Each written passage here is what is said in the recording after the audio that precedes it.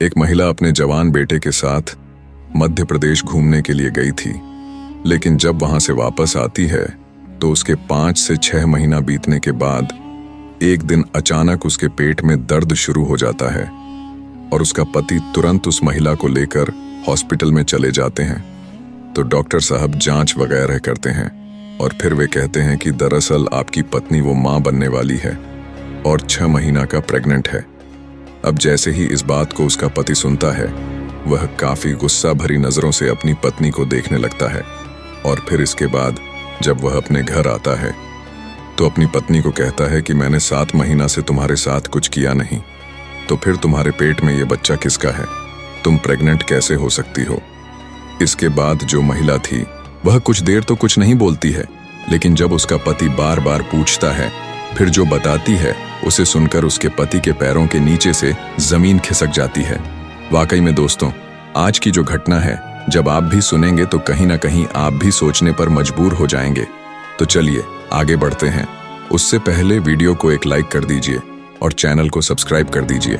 चलिए अब कहानी को विस्तार से समझते हैं। ये घटना है दिल्ली की। जो एक व्यक्ति दिल्ली में रहा करता था जिसका नाम था राम विजय और उसकी उम्र अभी 55 साल के आसपास थी और उसकी पत्नी का नाम नेहा था और उसका एक बेटा भी था जिसका नाम राजन था। राजन अमेरिका में रह करके किसी आईटी कंपनी में जॉब किया करता था और अमेरिका से अक्सर अपने माता पिता को फोन करता था और उससे बात कर लिया करता था। और इधर जो उसका पिता थे राम विजय, वह भी किसी बहुत अच्छे कंपनी में मैनेजर के तौर पर वर्क कर रहे था, इसलिए उसके घर में पैसे की कोई कमी नहीं थी। परिवार के सभी लोग बड़े ही ऐशो आराम से जिंदगी जी रहे थे। इसी तरीके से उसका परिवार चल रहा था। लेकिन एक दिन क्या होता है कि राम विजय की जो पत्नी होती है नेहा, अचानक से उसके पेट में दर्द शुरू हो जाता है। वह दर्द काफी तेज होता है। वह दर्द को बर्दाश्त नहीं कर पाती है और कुछ ही घंटे के अंदर में उसकी मौत हो जाती है। अब राम विजय जो होते हैं इस घटना की जानकारी अपने बेटे राजन को देते हैं। अब जैसे ही राजन इस बात को सुनता है तो वह अमेरिका से फ्लाइट लेता है और सीधा दिल्ली चला आता है। दिल्ली आने के बाद उसकी जो माँ होती है नेहा, उसका अंतिम संस्कार करते हैं। उसके घर में पूरा दुखी का माहौल होता है। लेकिन जैसे जैसे समय बीतता है धीरे धीरे सब कुछ नॉर्मल होने लगता है। फिर कुछ दिन बाद जो राम विजय होता है वह भी अपना ड्यूटी जाने लगता है। रोज की जो रूटीन होता है उसी तरीके सभी लोग जीने लगते हैं। और फिर उसका बेटा भी एक दिन कहता है कि हम भी अब बैठे कब तक रहेंगे, माँ को जाना था तो चली गई, अब हमको भी अमेरिका जाना होगा, वहां हमको भी अब नौकरी करनी होगी। उसके पिताजी भी कहते हैं ठीक है बेटा कि तुम चले जाओ। उधर जो राजन था उसकी गर्लफ्रेंड भी अमेरिका में रश्मि, वह भी उसे बार बार फोन कर रही थी। अब जो राजन होता है फिर दिल्ली से फ्लाइट लेकर वापस अमेरिका चला जाता है और अमेरिका जाने के बाद उसकी जो गर्लफ्रेंड होती है रश्मि उसके साथ लिव में रह रही थी, उससे मुलाकात करता है और उसके साथ धीरे धीरे नॉर्मल तरीके से जीना शुरू कर देता है और वह हंसी खुशी से रहने लगता है। लेकिन जैसे ही कुछ महीनों का वक्त बीतता है तो राजन के मोबाइल पर एक व्यक्ति का फोन आता है। वह जो व्यक्ति होता है वह कोई और नहीं, राजन का दोस्त होता है। वह राजन से कहता है कि तुम्हारे पिताजी घर में किसी लड़की को लेकर आए हैं, उम्र होगी कोई 23 से 24 साल है, उसे लेकर घर आए हैं। अब जैसे ही इस बात को राजन सुनता है वह पहले तो एकदम से गुस्सा हो जाता है, लेकिन फिर सोचता है कि मेरे पिताजी हैं, वो बड़े कंपनी में मैनेजर हैं, तो हो सकता है उनकी सेक्रेटरी होगी और किसी काम से आती होगी। लेकिन फिर भी वो अपने पिता राम विजय को फोन करता है और वह कहता है कि पिताजी मैं क्या सुन रहा हूँ, सुना हूँ कि अपने घर पर रोज कोई लड़की आती है। अब जैसे ही इस बात को राम विजय सुनता है तो वह कहता है कि सही सुने हो, लड़की तो आती है, लेकिन वह मेरी सेक्रेटरी है, किसी काम से आती है, इससे ज्यादा कुछ भी नहीं है। अब इसके बाद राजन होता है अपने पिता की बात मान लेता है और नॉर्मल तरीके से रहने लगता है। लेकिन धीरे धीरे उसके पिता की कंप्लेन थी वह कुछ ज्यादा ही आने लगती है। इसे बार बार फोन आता था कि कोई लड़की है जो इस घर पर ही रह रही है। अब जो राजन था वह सोचता है कि आखिर माजरा क्या है, जाकर ही पता करना होगा। और इसके बाद राजन अपने पिता को बिना इन्फॉर्म किए हुए ही अमेरिका से दिल्ली आ जाता है और अचानक जब अपने घर पर जाता है तो देखता है कि उसके पिता तो घर पर थे ही, साथ ही साथ एक 23 से 24 साल की लड़की थी जो बहुत ही खूबसूरत थी और उसका नाम खुशबू था। उसे जब देखता है तो कुछ देर तो देखते ही रहता है और फिर अपने पिता से पूछता है कि ये लड़की कौन है। तो उसके पिताजी कहते हैं कि मेरी सेक्रेटरी है। तो वे कहता है जब आपकी सेक्रेटरी है तो फिर यहाँ क्या कर रही है और आपका यह काम क्यों कर रही है? आपके लिए खाना बना रही है, आपके लिए कपड़ा क्यों धो रही है? अब जैसे ही इस बात को उसका पिता राम विजय सुनता है, वह समझ जाता है कि अब मेरी चोरी है, वह अब पकड़ी जाएगी। और फिर वह अपने बेटे से कहता है कि दरअसल मैंने तुमसे कुछ बात छुपाई थी। जब तुम्हारी माँ हमें छोड़कर चली गई और तू भी हमें छोड़कर अमेरिका चला गया तो मैं यहाँ अकेला हो गया था। मेरा थोड़ा सा भी मन नहीं लग रहा था और इसके बाद मैंने सोचा किसी से शादी कर लेता हूँ ताकि वह मेरा ख्याल रख सके, मेरी ज़रूरतों को पूरा कर सके। और यही सोचकर यह खुशबू है। तलाकशुदा थी तो मैंने इससे शादी कर लिया। अब जैसे ही इस बात को उसका बेटा राजन सुनता है, वह काफ़ी गुस्सा हो जाता है और गुस्से में अपने पिता से कहता है कि आपकी उम्र 55 साल थी। इस उम्र में आपको बहू लाना चाहिए था, लेकिन आप तो अपने लिए पत्नी लेकर आ गए हैं। इसी तरीके से फिर उसका पिता कहते हैं बहू लेकर आता, लेकिन शायद मेरी बहू मुझे वह सुखी नहीं दे पाती जो मेरी पत्नी देगी। इसके बाद उसका बेटा होता है। वह समझ जाता है कि आखिर मेरे पिता को क्या चाहिए था। वह चुप हो जाता है, वह कुछ बोलता नहीं है, लेकिन अंदर ही अंदर काफी गुस्से में रहने लगता है। फिर इसके बाद दोस्तों, उसका जो पिताजी होते हैं वह हमेशा यही चाहते रहते हैं कि मेरा बेटा राजन है और जो मेरी पत्नी खुशबू है, दोनों में लगाव हो जाए, दोनों अच्छे से रहने लगे। वह इसी ताक में रहते हैं। वह हर तरह का कोशिश करने लगते हैं, लेकिन जो था वह पहली बात तो यह है, जो उसकी माँ थी नई वाली उसे खुशबू नाम से ही बुलाता था, और दूसरी बात थी कि उसे पसंद नहीं करता था। इसी तरीके से लगभग 20 से 30 दिन का वक्त गुजरता है और फिर एक दिन क्या होता है कि यह लड़का राजन अपने पिता को कहता है कि मैं वापस अमेरिका जा रहा हूँ, अब दोबारा कभी इंडिया में वापस नहीं आऊँगा। अब जैसे ही इस बात को राम विजय सुनता है, वह अपने बेटे राजन को इमोशनल ब्लैकमेल करना शुरू कर देते हैं। उससे कई तरह की बात करता है और फिर आखिरकार इसके बाद उसका बेटा जो राजन होता है वह कुछ दिन और रहने का फैसला लेता है और इसके बाद धीरे धीरे समय बीतने लगता है। लेकिन कुछ दिन का समय बीतता है तो जो राजन होता है और उसकी माँ खुशबू जो थी, दोनों के बीच हल्की हल्की बात शुरू हो जाती है। जब दोनों को बातचीत करते हुए राम विजय देखता है तो बहुत ज्यादा खुश होता है। वह सोचता है कि अब दोनों में बातचीत शुरू हो गई है। धीरे धीरे एक दिन जो मेरा बेटा है उसे माँ के रूप में स्वीकार भी कर लेगा। इसी तरीके से कुछ दिन का और वक्त बीतता है तो जो खुशबू होती है अब इसे खान पान भी देती थी तो खा पी लिया करता था और धीरे धीरे दोनों में लगाव बढ़ने लगता है। राम विजय दोनों का लगाव देखकर बहुत ही ज्यादा खुश होता है। वह सोचता है कि अब दोनों में लगाव बढ़ रहा है, जरूर एक दिन इसे माँ के रूप में स्वीकार कर लेगा और फिर से जो मेरा परिवार है वह हरा भरा हो जाएगा। इसी तरीके से धीरे धीरे वक्त बीत रहा था। लेकिन एक दिन क्या होता है, जो राजन था वह अपने पिता से कहता है कि मैं इंडिया में आया हूं तो सोच रहा हूं शिमला घूम कर आ जाऊं। उसके पिताजी कहते हैं ठीक है, तुम घूम कर आ जाओ। और इसी बीच जो उसकी पत्नी होती है खुशबू, वो भी राजन को कहती है मैं भी बहुत दिनों से सोचती थी कि कभी शिमला घूमने जाऊं, इसलिए मैं चाहती हूं कि मैं भी आपके साथ घूमने चलूं। फिर उसका जो बेटा होता है राजन, वह काफी गुस्सा हो जाता है और कहता है कि अगर तुम्हारे साथ मुझे जाना हो तो मैं तुम्हें कहीं नहीं ले जाऊंगा। फिर जो उसकी माँ होती है यानी जो खुशबू होती है, वह राजन से बहुत ज्यादा जिद करने लगती है, उससे बहुत ही ज्यादा रिक्वेस्ट करने लगती है और फिर ऐसी कुछ बातें कहती हैं। उसका बेटा राजन होता है उसे साथ ले जाने के लिए तैयार हो जाता है और फिर जो खुशबू होती है अपने पति राम विजय से पूछती है कि क्या मैं राजन के साथ शिमला घूमने के लिए जा सकती हूँ। इस पर जो राम विजय होता है वह सोचने लगता है अगर दोनों माँ बेटा साथ घूमने के लिए जाएंगे, दोनों में लगाव बढ़ेगा, दोनों एक दूसरे को जान पहचान लेंगे तो शायद जो मेरा बेटा है मेरी पत्नी को माँ के रूप में पूरे तरीके से स्वीकार कर लेगा। और फिर यही सोचकर उसकी जो पत्नी होती है खुशबू उसे जाने की इजाजत दे देता है। अब जो खुशबू होती है अपना सामान वगैरह पैक करती है और इसके बाद उसका जो बेटा होता है राजन, उसके साथ शिमला चली जाती है। वहां जब जाती है तो वहां एक कमरा लिया जाता है और उस कमरे में 1 दिन का वक्त गुजरता है, 2 दिन का वक्त बीतता है और फिर तीसरे दिन क्या होता है कि जो राजन होता है वह शराब का बोतल लेकर आता है और होटल के कमरे में बैठकर शराब पीने लगता है। और जब वह पी रहा होता है तो उसकी जो माँ होती है खुशबू राजन को कहती है कि तुम ऐसा क्यों कर रहे हो, कहीं से भी ठीक नहीं है। मुझे नहीं पता था कि तुम ड्रिंक वगैरह भी करते हो। इसके बाद दोस्त तो राजन होता है खुशबू को डांट देता है, उसे फटकार लगाता है और कहता है कि तुम अपने काम से मतलब रखो, ज्यादा तुम मेरी माँ बनने की कोशिश मत करो। इसके बाद जो खुशबू होती है बेचारी चुप हो जाती है।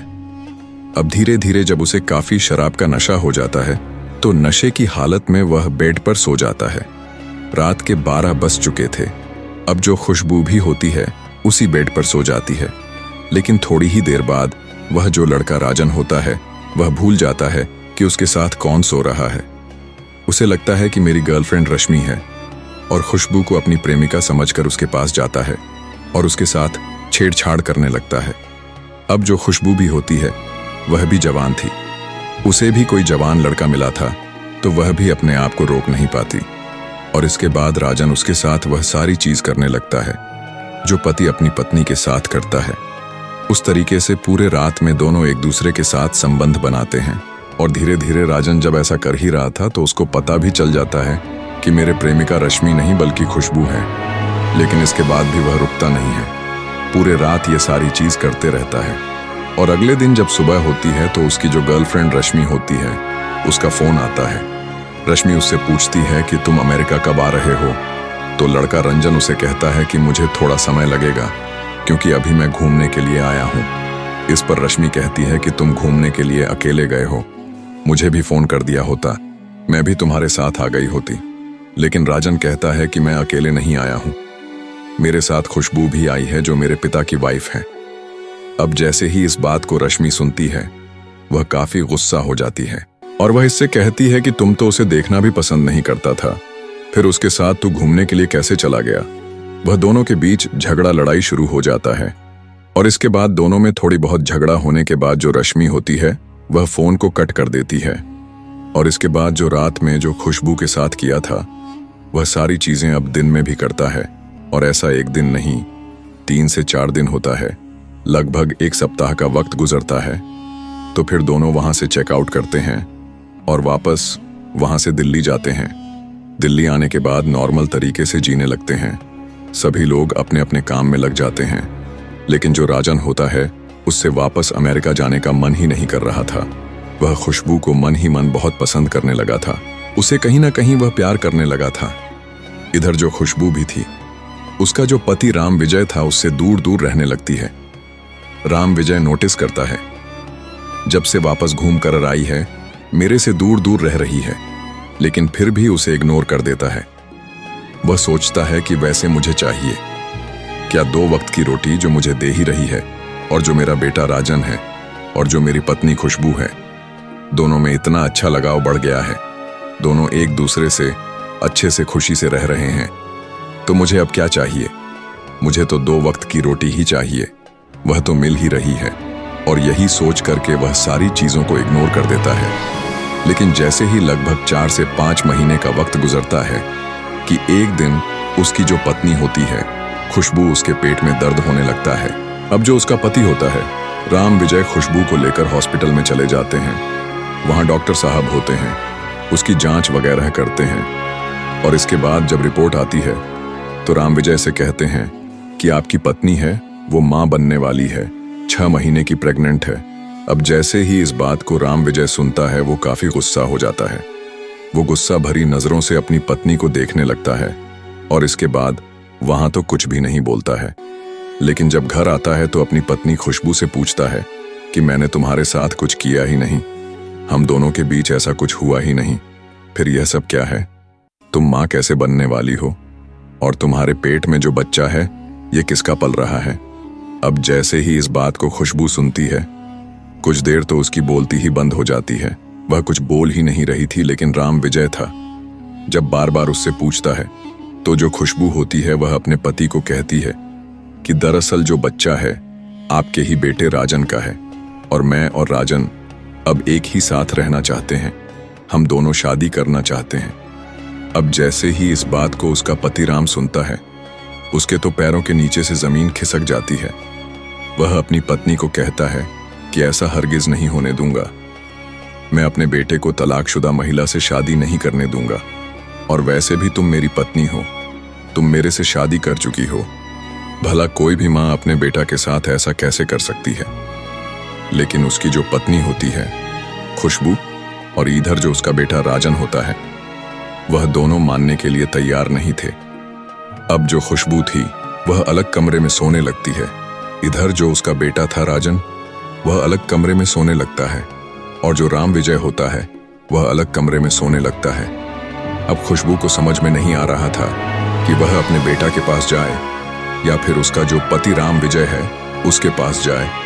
उधर वह प्रेग्नेंट भी थी, और फिर इसके बाद खुशबू और उसका बेटा राजन वह दोनों मिलकर एक खौफनाक प्लान करते हैं। और प्लान करने के बाद एक दिन जब राम विजय अपने कमरे में सो रहा होता है तो दोनों उस कमरे में जाते हैं और राम विजय को तकिए से मौत के घाट उतार देते हैं। और इसके बाद जब इससे लगता है कि राम विजय इस दुनिया को छोड़कर चला गया है, तो जो राजन होता है इसकी लाश लेकर घर से बाहर निकलता है।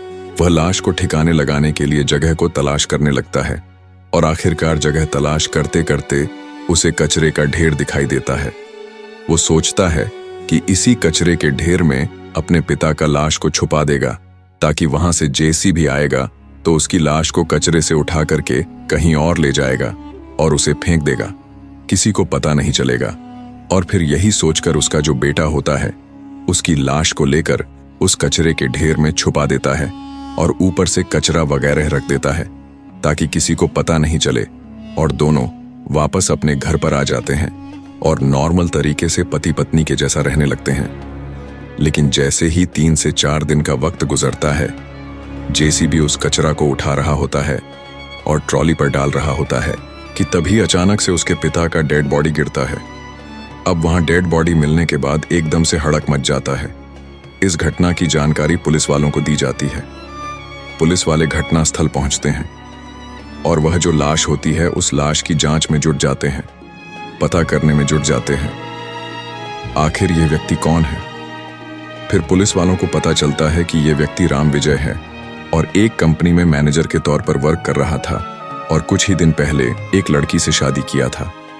अब इसके बाद दोस्तों, पुलिस वाले को जरा भी समझने में देर नहीं लगती है कि हो ना हो जो शादी किया था उसी से मामला जुड़ा हुआ है, और सीधा राम विजय के घर पर पहुंच जाते हैं।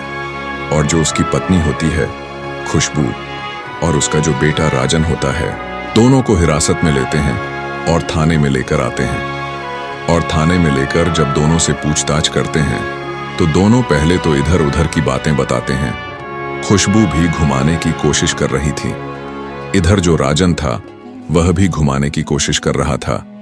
लेकिन पुलिस वाले जब शक्ति से पेश आते हैं तो जो खुशबू होती है वह टूट जाती है। वह सारी सच्चाई बता देती है, अपना जुर्म कबूल कर लेती है। खुशबू बताती है कि कैसे उसने राम विजय से शादी की थी, उसके बाद कैसे अपने बेटे के साथ वह घूमने के लिए शिमला गई थी, तो वही दोनों के बीच क्या हुआ था। और जब वहां से वापस आए तो दोनों ने शादी करने का फैसला लिया। लेकिन बीच में उसका जो पति था राम विजय, वह इसका विरोध कर रहा था, इसलिए दोनों ने मिलकर उसका कत्ल कर दिया। अब जो पुलिस वाले होते हैं दोनों पर कार्रवाई करते हैं। लेकिन इस पूरी घटना पर आपकी क्या राय है, कमेंट करके जरूर बताइएगा। बाकी यह कहानी केवल शिक्षा के उद्देश्य से बनाई गई है। मेरा उद्देश्य किसी का दिल दुखाना नहीं है, बल्कि समाज में जागरूकता और समझ बढ़ाना है, ताकि भविष्य में ऐसी घटनाएं ना हो। बाकी फिर मिलता हूं किसी अन्य घटना के साथ। जय हिंद।